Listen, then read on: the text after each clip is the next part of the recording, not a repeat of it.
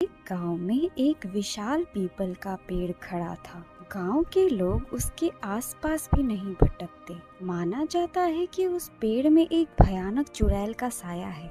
जो भी उस पेड़ के पास जाता जिंदा नहीं लौटता।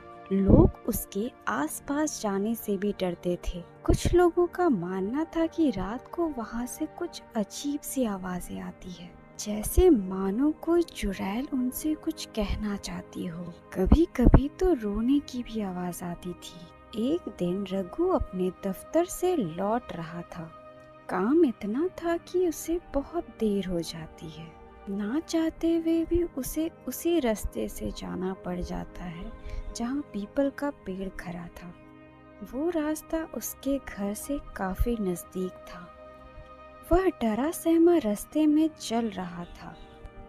अपना ध्यान भटकाने के लिए वह भजन गाने लग जाता है। गोविंद बोलो हरि गोपाल बोलो, गोविंद बोलो हरि गोपाल बोलो। वह कैसे भी घर जल्दी लौटने की कोशिश करता है, पर आज का सफर उसे लंबा लगता है।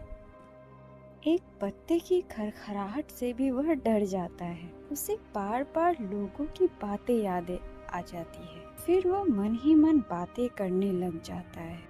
हे भगवान, आज मेरी रक्षा कर लेना। क्या पता आज मेरी आखिरी दिन हो। मेरी बीवी और बच्चे मेरा घर पे इंतजार कर रहे हैं भगवान। शायद भगवान भी उसकी बात सुन लेता है, पर इतनी जल्दी कहाँ। अब वह पेड़ से गुजर रहा होता है और उसे एहसास होता है जैसे कोई उसे आवाज लगा रहा हो। रघु, मेरे पास आओ, तुम्हें मेरे साथ चलना है। रघु।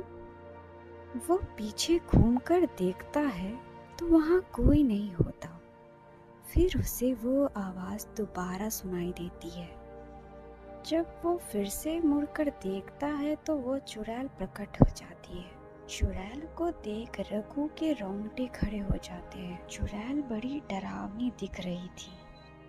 काले उलझे बाल, आंखें चमकीली, नाखून बड़े बड़े, दांत किसी राक्षस से कम नहीं। रघु उसे देखकर चिल्लाया, बचाओ, मुझे बचाओ, कोई सुन रहा है? प्लीज मुझे बचाओ। लेकिन उसकी बातें कोई नहीं सुनता। यहाँ तुम्हें कोई नहीं बचा सकता। यहाँ तुम्हारे और मेरे अलावा कोई नहीं सुनेगा। पर मैंने तुम्हारा क्या बिगाड़ा है? मुझे घर जाने दो चुड़ैल। घर जाने दो? पूरा गांव मुझसे डरता है, पर तुम में इतना साहस कि आधी रात को इस पेड़ से गुजर रहे हो तुम। देखो चुड़ैल, इसमें मेरी कोई गलती नहीं है। आज मेरे मालिक ने मुझे ढेर सारा काम दे दिया था। मैं तो इतना काम में मगन हो गया कि वक्त का पता ही नहीं चला। वरना तुम ही बताओ, मैं इतनी रात को इस पेड़ से कैसे गुजर सकता हूँ? अच्छा बच्चे, तुम्हें अपनी जान प्यारी है या काम प्यारा है? तुम सही कह रही हो, लेकिन मुझे अपने बच्चों का पेट भी तो पालना है और उनके लिए तो मेरी जान भी कुर्बान है। लेकिन तुम मुझे मत मारो। मेरे अलावा और नहीं है कोई कमाने वाला मेरे घर में। मेरे बच्चे अच्छे स्कूल में जाएं, पढ़े लिखें, कामयाब हो जाएं, उसके बाद सब मुझे खा जाना। मैं वचन देता हूँ, मैं खुद तुम्हारे पास आ जाऊंगा, लेकिन अभी तुम मुझे दो। मेरी पत्नी मेरा इंतजार कर रही हो गई। चुड़ैल रघु की बातें सुनकर बहुत ही पिघल जाती है। चुड़ैल की आंखें नम हो जाती है। फिर रघु उससे पूछता है, अरे, क्यों रो रही हैं आप? चुड़ैल भी क्या रोती है? तुम्हारी बातें सुनकर लगता है कि जैसे मेरी ही कहानी हो। मुझे अपने बच्चे याद आ गए। अरे वाह, आपके भी तो बच्चे हैं। हाँ, मेरे भी दो बच्चे हैं, बबलू और पिंकी बड़े शरारती थे। रघु चुड़ैल की कहानी सुनने के लिए उत्सुक हो गया। फिर चुड़ैल ने उसको सारी बातें बताई। मेरा नाम सुनीता है, मैं भी इसी गांव में रहती थी अपने पति और 2 बच्चों के साथ।